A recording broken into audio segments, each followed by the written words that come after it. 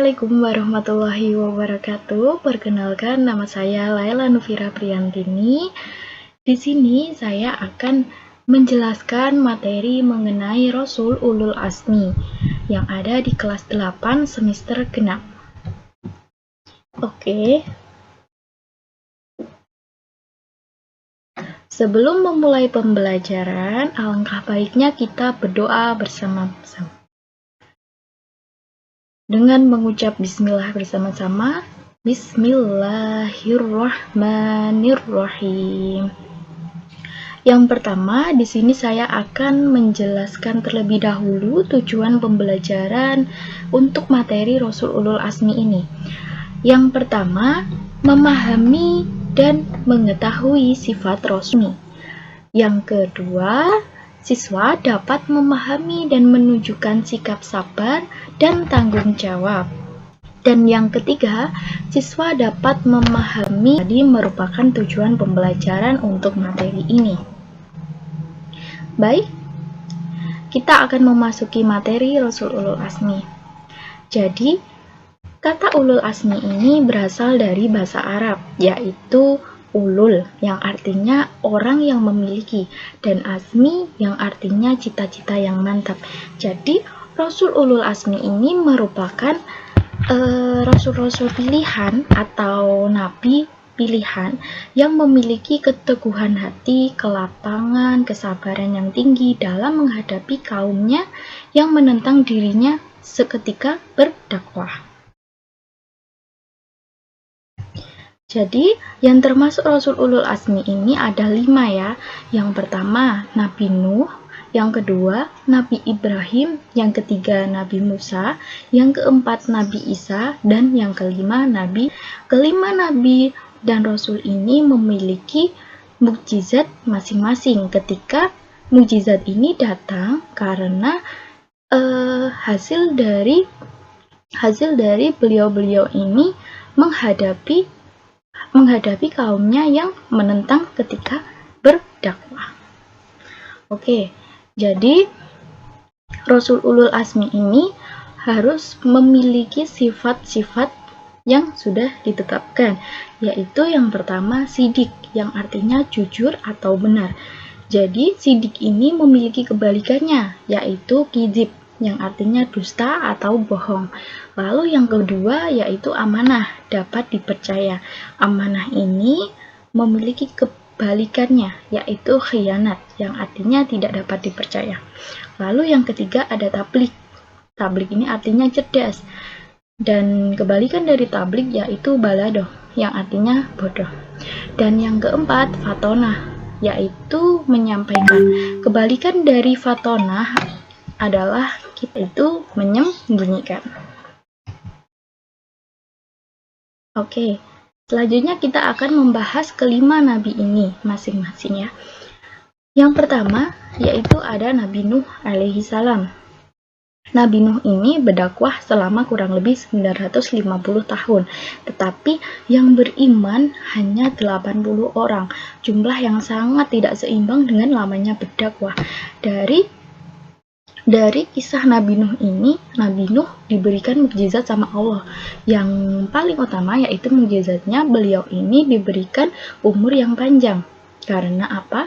Karena beliau telah berdakwah selama 950 tahun. Pasti kebayangkan umur beliau berapa tahun itu.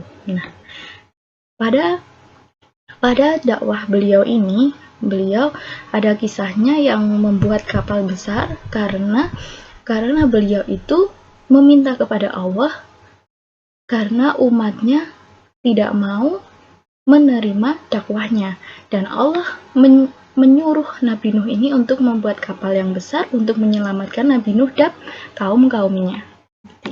Kaum yang mau masuk pada ajarannya Nabi Nuh. Kalau yang menentang Nabi Nuh, dia akan ditenggelamkan oleh Allah dengan dikirimkannya banjir yang begitu dahsyat hingga mereka lenyap dengan air tersebut.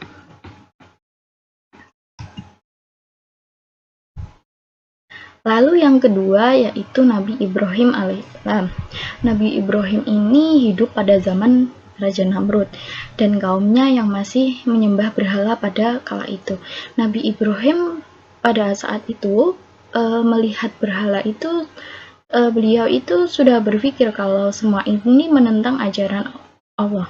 Dan ketika kaum-kaumnya Raja Namrud ini pergi ke suatu tempat, Nabi Ibrahim memiliki kesempatan untuk menghancurkan berhala-berhala tersebut. Dan ketika Raja Namrud kembali ke kotanya dan mengetahui berhala-berhalanya hancur, terus dan mengetahui kalau yang menghancurkan itu Nabi Ibrahim, Raja Namrud langsung marah dan menghukum Nabi Ibrahim. Menghukumnya bagaimana? Dengan dibakar hidup-hidup. Tapi Nabi Ibrahim diberikan mukjizat sama Allah, yaitu dirinya tidak terbakar oleh api sama sekali, meskipun dia dibakar oleh api sama Raja Namrud. Seperti itu. Lalu yang ketiga yaitu Nabi Musa. Nabi Musa ini diberikan kelebihan dapat berdialog langsung dengan Allah karena beliau diberi gelar Kalimullah, kesabaran dan ketabahan Nabi Musa. Karena pada zaman itu beliau harus berhadapan dengan seorang raja yang sangat kejam, yaitu Raja Fir'aun. Pada masa Nabi Musa ini sebelum lahir, itu pada masa kerajaannya Raja Fir'aun itu ada sebuah peraturan yang dimana kalau akan bukan peraturannya, kalau Raja Fir'aun itu tahu bahwa akan ada bayi yang lahir dan bayinya itu bisa mengalahkan Raja Fir'aun. Nah, mengetahui seperti itu, Raja Fir'aun membuat peraturan bahwa siapapun bayi yang lahir harus segera dibunuh. Dan ketika itu ibunya Nabi Musa ini mengandung dan beliau ini ketakutan. Lalu ketika Nabi Musa lahir, Nabi Musa itu dihanyutkan di Sungai Nil, dan ketika dihanyutkan, Nabi Musa itu ditemukan oleh istrinya Raja Fir'aun dan kemudian diasuh oleh istrinya Raja Fir'aun, dan hingga Nabi Musa tumbuh dewasa, Nabi Musa merasa kalau ajarannya Fir'aun ini sangat menentang Allah Subhanahu wa Ta'ala. Lalu pada saat itu Raja Fir'aun Nabi Musa ini akhirnya pergi ke suatu tempat dan beliau menikah di tempat itu. Lalu dia kembali di kerajaannya Fir'aun untuk melawan Fir'aun. Dan ketika melawan Fir'aun itu, Nabi Musa ini ditantang oleh Allah. Nabi Musa itu ditantang oleh Raja Fir'aun. Nabi Musa ini ditantang oleh Fir'aun untuk menunjukkan kalau memang Allah itu ada. Jadi Raja Fir'aun ini melemparkan tongkatnya dan tongkatnya ini langsung berubah menjadi ular. Dan Nabi Musa ditantang apakah bisa melakukan itu. Lalu Nabi Musa melemparkan tongkatnya dan ternyata bisa. Lalu Raja Fir'aun itu tambah murka kepada Nabi Musa, dan Nabi Musa akhirnya berlari hingga ke tepi laut. Dan dengan tongkat itu Nabi Musa membelah lautan itu dengan tongkatnya. Nabi Musa menyeberangi laut, dan ketika Raja Fir'aun itu di tengah-tengah laut untuk mengejar Nabi Musa sudah sampai di tepi laut, dan itu lautnya ditutup kembali oleh Nabi Musa dengan tongkatnya tadi, dan Raja Fir'aun beserta kaum-kaumnya hanyut di laut tersebut.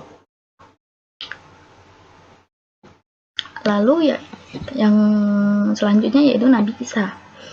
Nabi Isa ini dalam menyampaikan dakwah, beliau ini pada saat itu kepada kaum Yahudi yang selalu menyulut bahwa kaum Yahudi ini memiliki sifat yang sangat angkuh dan sombong, bahkan sampai tidak menerima ajarannya Nabi Isa. Tetapi Nabi Isa ini diberikan mukjizat oleh Allah untuk membuktikan kebenaran dan kenabian beliau. Namun orang Yahudi itu tetap tidak percaya oleh ajarannya Nabi Isa ini. Nabi Isa kan memiliki beberapa mukjizat, di antaranya beliau ini dapat menyembuhkan orang yang sakit. Terus beliau ini dapat ada beberapa kisah itu beliau itu dapat menghidupkan orang yang mati.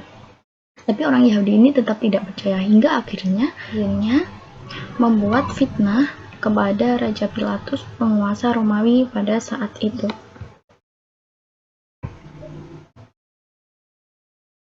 Oke, dan yang terakhir yaitu Nabi Muhammad SAW. Nabi Muhammad ini merupakan seorang nabi yang memiliki kesabaran yang luar biasa. Misalnya, beliau ini memaafkan penduduk Taif yang melemparinya dengan batu ketika beliau ini berdakwah. Ia juga memaafkan Suraqah bin Malik yang berniat membunuhnya pada kala itu. Karena sifat-sifatnya tersebut, banyak orang yang semula memusuhinya menjadi simpati terhadap ketabahan dan kesabaran Nabi Muhammad SAW ini. Dan akhirnya ada beberapa orang pada kala itu yang akhirnya beriman.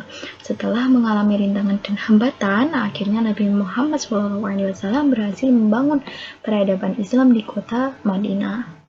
Ada beberapa mukjizat Nabi Muhammad. Mukjizat yang paling terbesarnya yaitu adalah Al-Quran, dan ada juga yang beliau ini dapat membelah bulan karena pada saat itu beliau ini ditantang oleh kaum Quraisy untuk membuktikan kenabiannya, untuk membuktikan bahwa memang dia itu diberikan mukjizat oleh Allah seperti itu, dan beliau ini menunjukkan dengan membelah bulan. Ya, itu tadi adalah penjelasan mengenai Rasul Ulul Azmi.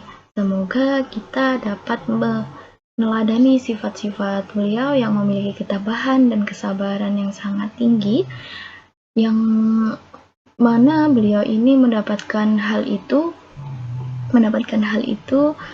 karena beliau mendapatkan sebuah tantangan dari kaum-kaumnya. Sekian, terima kasih dari saya. Kurang lebihnya mohon maaf. Wassalamualaikum warahmatullahi wabarakatuh.